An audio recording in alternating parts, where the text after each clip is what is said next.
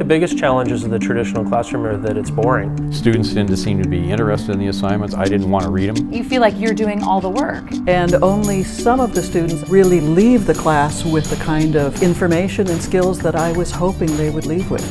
Faculty complain all the time about students not being engaged, not taking responsibility. They'll only take responsibility if we open the door for them to have responsibility for part of the class. You can always tell a reacting class because as you walk towards the classroom on the first day, you're like, what is that noise? Things are happening. Decisions are being made, stakes are high, people are getting executed. They're cutting deals, they're making arguments, they're stabbing people in the back. I felt the difference immediately. There's a lot of talking going on in the classroom. The students are really in control. The classroom becomes an exciting place. When I explain reacting, I say that it's a pedagogy that uses complex role-playing games to teach about key moments in history. We're not simply reenacting an event in the past, but we are getting students to immerse themselves into the thinking and the culture of that period. It is meant to have students debate one another and to convince others of their cause. I frame it to my students as they're becoming historians and they're also becoming historical actors. They have victory objectives, and the competitiveness of the students is sort of the catalyst to get them engaged and involved. The INC operates on a pragmatic level. We are striving and have been striving for a unified India since its conception. I will tell you something, INC. There is one way in which the minority groups are united. We do not want to be Hindu. It's really about grappling with ideas. You know, what were these people thinking? How do these ideas come into contact with each other and into conflict with each other? And how are those conflicts resolved ultimately? When I came to my first reacting conference, I was in the Athens game. Suddenly I had this insight that, oh, I'm being a student again, and this is what will happen to students in a class like this. In some of the studies of why do we play games, there are three primary reasons. We like to have achievements, victory, we like to win.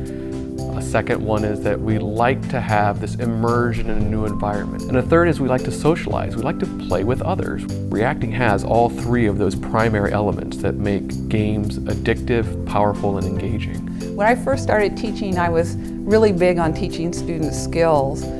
I wanted them to have good critical thinking skills. I wanted them to be able to write. I wanted them to be able to communicate orally effectively. And the fact of the matter is, reacting classes do all of those things. It taps into a lot of different aspects of learning, different ways of learning. The most important thing that my students bring away from the class is more self-confidence in expressing themselves. They're not just students, they're John Cotton, they're the Marquis de Lafayette, they're different people. They can practice being a more boisterous, forward person in a persona that isn't really them. And it becomes more natural for them to think of that as a student persona.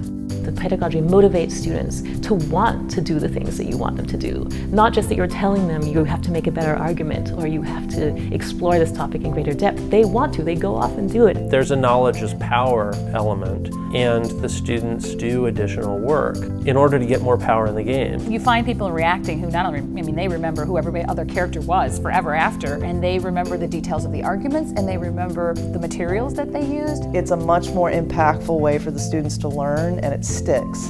I really truly believe that they are learning and they're retaining some of the big issues.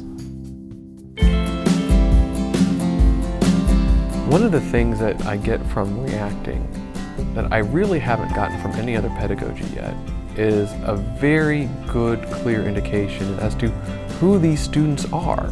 If you spend an entire hour sitting and watching your students talk to one another, you have a much better feeling for what they're capable of than by looking at a multiple choice exam that they filled out.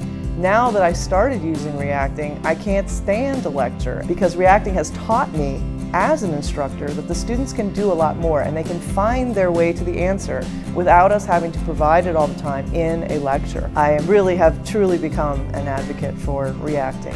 The thing that students get from reacting is they learn to care about their education. For once, we're rewarding them for using their brains and research and analytical skills to win something, and they love it. I encourage students to be curious. That notion of intellectual curiosity, I think, is absolutely the most important thing that we impart for students at the college level. Then they go on to be lifelong learners. That's what that means.